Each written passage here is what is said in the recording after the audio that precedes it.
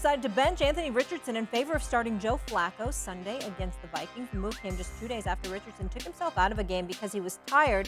But the former top 5 pick has also struggled for much of the season, completing only 44% of his passes and throwing more interceptions than touchdowns. Head coach Shane Steichen said Flacco will be the starter moving forward. Here's Richardson on that move. Of course, everybody knows the news. I'm not starting this upcoming week. Of course it hurts. As a competitor, definitely don't want to be told that, you're not the guy anymore, for the upcoming week. But, it's all good. I'm using this moment as an opportunity to grow and just learn from my mistakes. All right, using the opportunity to grow, learn from his mistakes, said all the right things. Jason, do you think it's a mistake for the Colts to switch to Flacco as their starting quarterback, and not just for one game, but as they said, moving forward? I do. You draft Anthony Richardson with the 4th overall pick, played 13 games in college, and you do so with the thought of, we like the potential of this guy. We have to grow him and develop him into a franchise quarterback.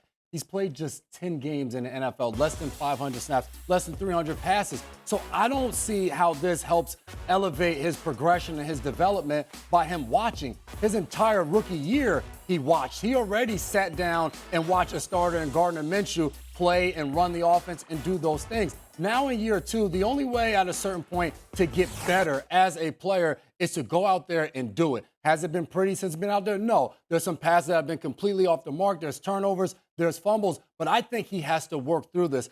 The whole concept of drafting quarterbacks high with the thought of we have a guy that is going to become the guy for us and giving up on them so soon, I think is more of a correlation to the coaching and ownership than it is to the players, because you're putting them in this situation, you're asking them to grow, but you're not taking the time to develop them. So I look at Anthony Richardson, and unless there's something behind the scenes where he's just not putting in the effort and the energy to study and come out there and be an NFL quarterback, then you ride out with him. And since he's gotten there, the Indianapolis Colts have just raved about him, how responsible he is, how mature he is. So now at this point, you sit him down, were you just kind of blowing smoke? And is there something else behind the scenes of like, we've seen enough from this guy and we're more upset about what he's doing off the field than on it?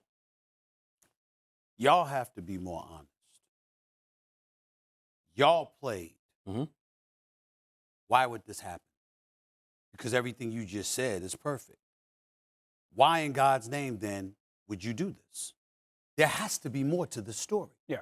Now, I'm looking at him right now.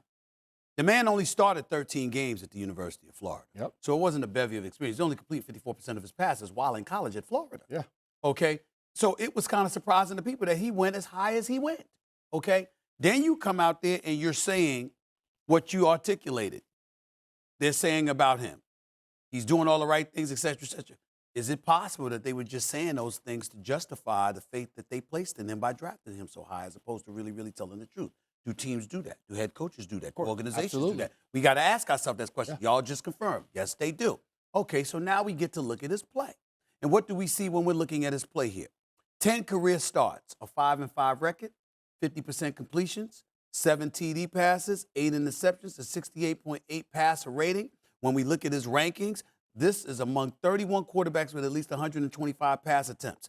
Dead last in passer rating by 13 points. Dead last in completion percentage by 15 points. Second to last to Mr. Mayonnaise himself, Will Levis in Tennessee, and that's about it, okay?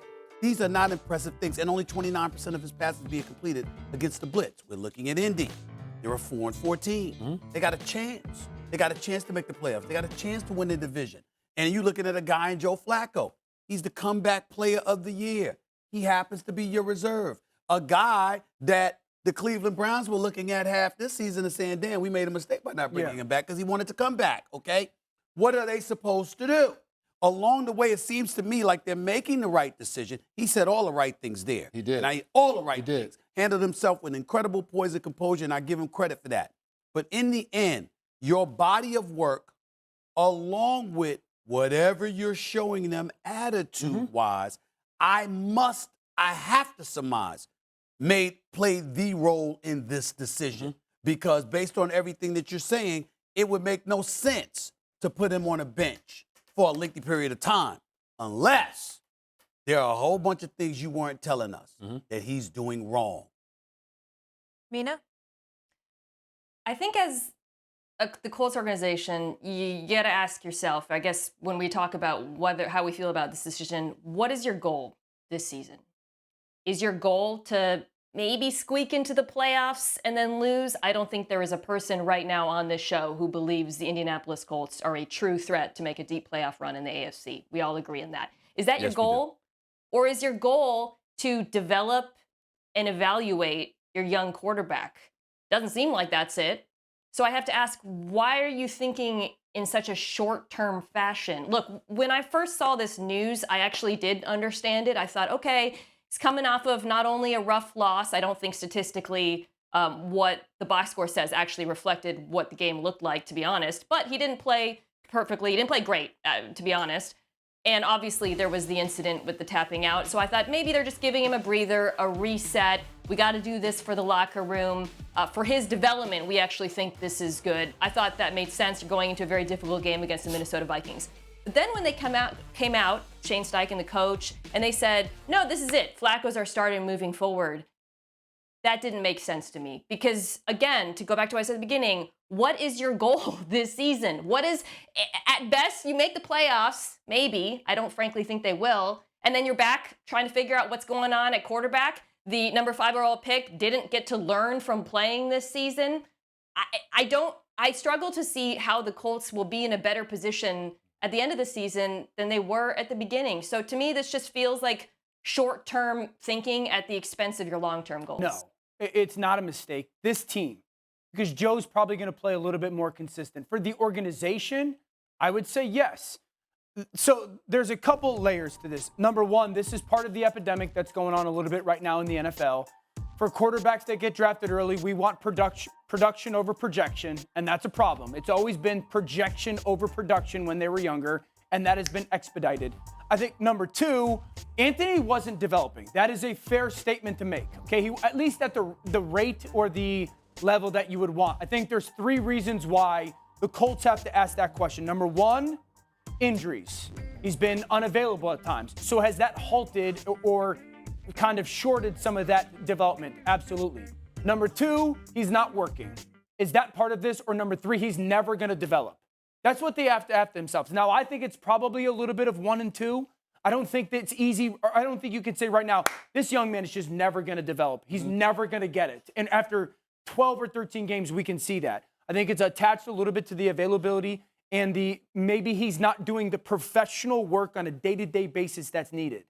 I'd also say this. This isn't just about play. This move is not just about this young man's inaccurate or he's got 44% completion percentage. This is so much more about being the quarterback rather than playing quarterback. Yeah.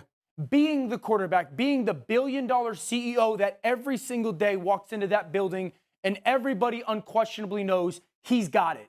On a day-to-day basis, the leadership, the work ethic. Well, he's committed to getting it. The commitment, the teammate stuff. And I want to make sure everyone understands, like, it's not like he can't get that. He's 22. Maybe he's not been exposed to what it looks like. Maybe he hasn't necessarily had the people that have taught him and showed him this is the way, and this is the way you have to do it. And so I think it's an opportunity for him to learn all that is necessary, because if he gets that, then the physical talent